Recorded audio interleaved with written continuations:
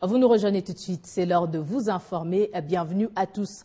On débute avec ce drame qui a touché la population congolaise. 48 morts et 160 blessés, c'est le bilan officiel du déraillement de train à Katongola à 28 km de Kamina au Katanga. Le gouvernement central a pris en charge les soins médicaux des blessés, la restauration, mais aussi le retour dans leur milieu respectif. 7 personnes grièvement blessées ont été transférées à Lubumbashi.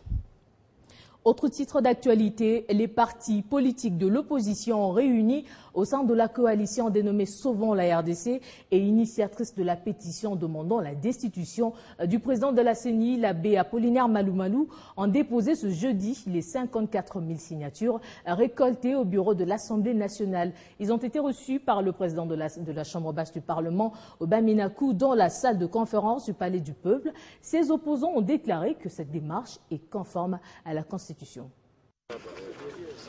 Les documents contenant 54 000 signatures pour la pétition contre le président de la Commission électorale nationale indépendante CENI a été déposé ce jeudi au Palais du Peuple. Notre démarche est constitutionnelle, c'est prévu par l'article 27 de la Constitution. Voilà pourquoi nous sommes ici. Nous avons 54 192 signatures. Il y en a qui viennent parce que on a arrêté, il fallait arrêter à un moment donné, mais les signatures de l'intérieur continuent à affluer, ça vient et M. Malumalou doit maintenant prendre ses responsabilités. Le peuple n'en veut pas, nous qui serons demain candidats, nous n'en voulons pas, donc il doit simplement démissionner. En réaction, le Durkaba, Jean-Pierre Liaou, a fixé l'opinion sur la réception de ces documents par le président de l'Assemblée nationale, Obemina Kunjalanjoko. Sous les hauts leadership de son Excellence Joseph Kabila Kabange, président de la République, chef de l'État, la Constitution de 2006 a été élaborée et approuvée par le peuple congolais de manière démocratique à l'issue d'un référendum populaire. Et cette constitution confère à des groupes de Congolais organisés la liberté de pouvoir exprimer leurs souhaits, leurs opinions, notamment par le biais des pétitions populaires. C'est donc au nom du respect de cette faculté constitutionnelle que le président de l'Assemblée nationale a tenu lui-même à réceptionner ce jour cette pétition. Il va de soi que l'Assemblée nationale, conformément à cette même Constitution, n'est pas compétente pour sanctionner une institution indépendante comme la Commission électorale nationale indépendante. Mais le président de l'Assemblée nationale entend encourager et encouragera toujours toute initiative allant dans le sens de faire participer directement le peuple dans l'exercice de la démocratie, qu'il s'agisse d'une pétition populaire ou aussi d'un référendum populaire, au nom toujours de la même Constitution. Aujourd'hui, c'est l'opposition. Demain, ça sera peut-être le tour de la majorité ou de la société civile. Tout ceci prouve à suffisance que notre démocratie est véritablement vivace et en marche. Infrastructure dans ce journal, la ville de Kinshasa connaît encore à ce jour des travaux et le gouvernement, lui, tient à l'aboutissement de ces travaux dans ceux de la voirie, ce qui explique les visites d'inspection des chantiers par le chef du gouvernement. Ce jeudi, Matata Pogno était à nouveau sur terrain dans le même objectif. C'est une séance de travail qui se déroule au cabinet du ministre des Infrastructures et non à la primature. Étonnant mais vrai, et c'est le chef du gouvernement qui a fait le déplacement et non son ministre. Ici, il était bien sûr question de tabler sur les problèmes touchant ce secteur. Ainsi, les deux personnalités ont échangé autour des bâtiments abritant différents ministères. L'objectif poursuivi, permettre à ce que les ministres et leurs collaborateurs travaillent dans des bonnes conditions. La séance de travail finie, s'en est suivie l'étape de l'inspection des travaux. Mais d'abord, à la place de la gare, jusqu'au chantier naval, à question d'apprécier la qualité de travaux. Une descente qui prouve la détermination du gouvernement à en finir, ce qui réjouit la population.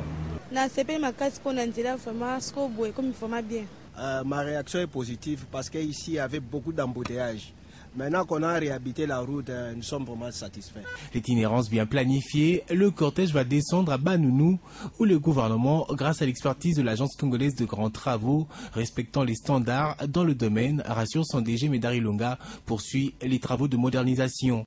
Après l'inspection en profondeur du site, le chef du gouvernement a demandé d'accélérer les dossiers relatifs à l'indemnisation des occupants dont la vie est exposée au risque d'accident aux environs du viaduc. Le point de chute sera la place Royale. Il fallait aussi pour le chef du gouvernement une idée sur l'évolution des travaux du futur bâtiment qui devra abriter en décembre de cette année plusieurs ministères du gouvernement central. Et le constat est promettant puisque globalement les travaux évoluent avec satisfaction. Justice également, l'affaire opposant la députée nationale Wivine Moleka au président de l'UNC Vital Kamerhe était pourtant à la Cour de cassation avant d'être renvoyée au tripet de Kinshasa-Ngaliema. Ce jeudi, la partie de Vital Kamerhe a demandé et obtenu le renvoi de ce procès à la Cour de cassation. Mathieu Kamango a suivi le feuilleton de ce procès pour nous. Chaque jour, un nouveau feuilleton dans l'affaire qui oppose Wivine Moleka, député national de la majorité, au président de l'UNC parti de l'opposition, Vital Kamerhe. C'est jeudi au tripé de Kinshasa-Ngaliema, la partie de Wivine Moleka a prouvé que les avocats de Vital Kamerhe redoutaient l'examen du fond de l'affaire qui est très embarrassant pour leurs clients. M. Kamerhe a produit dans le dossier du tribunal un acte de pouvoir en cassation. Ce qui met le juge du tribunal de paix de Kinshasa-Ngaliema dans l'impossibilité d'instruire l'affaire à l'audience de ce jour. Il s'est déclaré incompétent parce que l'affaire a été dévolue devant le juge de la Cour suprême de justice. C'est ainsi que le juge du tribunal de Kinshasa-Ngaliema a décrété la sous-séance, en attendant que le juge de la Cour suprême de justice puisse se prononcer sur la question. Les fonds de ces dossiers, ce sont ces deux citations directes, l'imputation dommageable et dénonciation calomnieuse. Mais la partie de Wivine Moleka s'est pliée à la décision du tribunal de renvoyer encore une fois l'affaire à la Cour suprême de justice qui fait office de la Cour de cassation. Nous devons aller devant la Cour suprême de justice qui fait office de la Cour de cassation parce que l'honorable Vital Kamerhe, président de l'Union pour la nation congolaise, dit prévenu, a exercé son droit constitutionnel. Il est allé en cassation contre la décision du tribunal de grande instance de Kinshasa-Gombe. Alors qu'un arrangement amiable était déjà conclu entre les deux parties et acté par le tribunal, la partie de Vital Kamerhe craint que ce soit un jeu de certains politiques qui aimeraient les disqualifier de la scène politique, affirme une certaine source. À la justice congolaise de jouer son rôle. Et puis, renforcement des liens d'amitié et de coopération entre la RDC et la Namibie. C'est l'objectif de la rencontre à Windhoek entre le chef de la diplomatie congolaise, Raymond Tshibanda, avec son homologue de la Namibie, Madame Netumbo Nandi Ndaitwah. Arrivé ce mercredi dans la capitale namibienne, le ministre Tshibanda a été conduit par une délégation composée des membres de la Fédération des entreprises. C'est au ministère des Affaires étrangères de la Namibie que la rencontre a eu lieu. Après la traditionnelle photo de famille entre Raymond Tshibanda et Madame Netumbo Nandi, les deux personnalités se sont entretenues en tête-à-tête dans le cadre du renforcement des liens d'amitié et de coopération. Et au cours d'une consultation bilatérale, les deux délégations ont réfléchi sur différents secteurs bénéfiques pour les deux peuples. Il s'agit des domaines tels que les échanges commerciaux, l'agriculture et la pêche, le port et la formation dans le domaine de la défense. Entre la RDC et la Namibie, il était également question de pérenniser la commission mixte permanente de coopération. Ce jeudi 24 avril, le ministre congolais des Affaires étrangères, Raymond Tshibanda, a rendu une visite officielle à Sam Nujoma, père fondateur de la Namibie. Comprenez mon émotion, c'est la phrase qui est entrée dans l'histoire de l'ex-Zaïre. C'était le 24 avril 1990 lorsque le maréchal Mobutu lançait le processus de démocratisation au Congo. 24 ans après, les Congolais se souviennent de cet événement qui a ouvert le pays au multipartisme. Retour sur le fait dans cet élément. Ne me dites surtout pas que vous êtes là pour le passé. Le 24 avril 1990, Mobutu, contraint par les mutations politiques en Europe de l'Est, notamment la perestroïka et la glasnost, dont le vent avait déferlé sur l'Afrique, a démocratisé son régime, sans oublier son isolement politique par l'Occident, suite au massacre des étudiants de l'université de Lubumbashi et la pression populaire d'un peuple paupérisé à souhait. C'est avec larmes aux yeux qu'il avait prononcé cette ouverture politique, limitant le nombre des partis politiques à 3, y compris le mouvement populaire de la Révolution, parti-État. Face aux grandes mutations qui tourmentent le monde en ce XXe siècle finissant, j'ai estimé, seul devant ma conscience, de tenter de nouveau l'expérience du pluralisme politique dans notre pays, avec à la base le principe de la liberté pour chaque citoyen d'adhérer à la formation politique de son choix. Je vous annonce que je prends ce jour congé du mouvement populaire de la Révolution pour lui permettre de se choisir un nouveau chef devant conduire.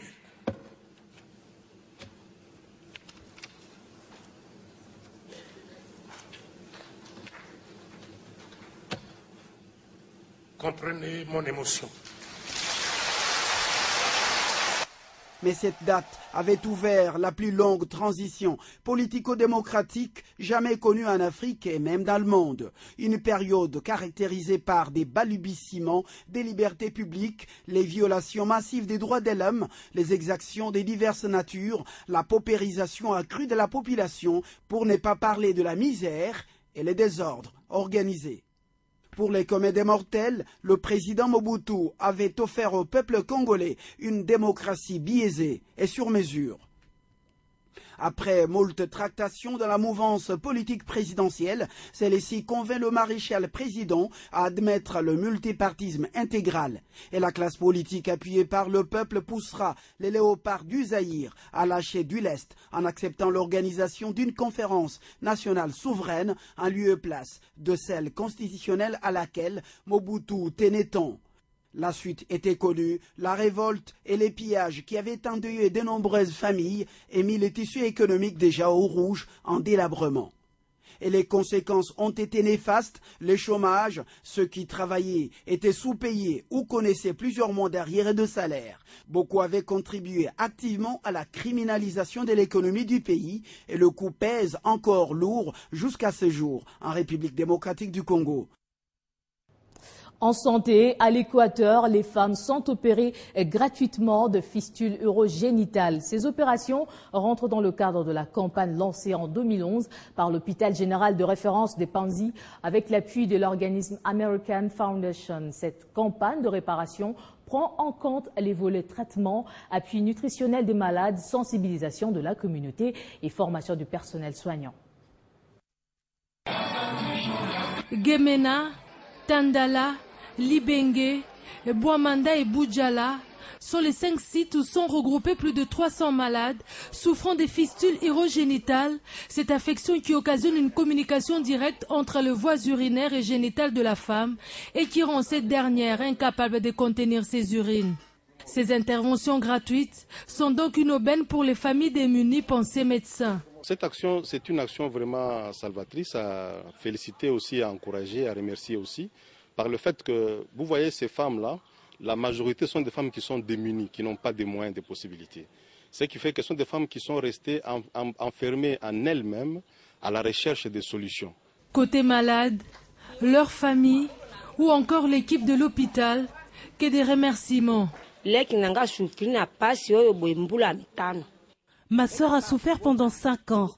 Après une césarienne à l'Issala, après l'annonce de la campagne, nous sommes venus ici. Aujourd'hui, elle se sent bien et je remercie le Seigneur, les médecins. Les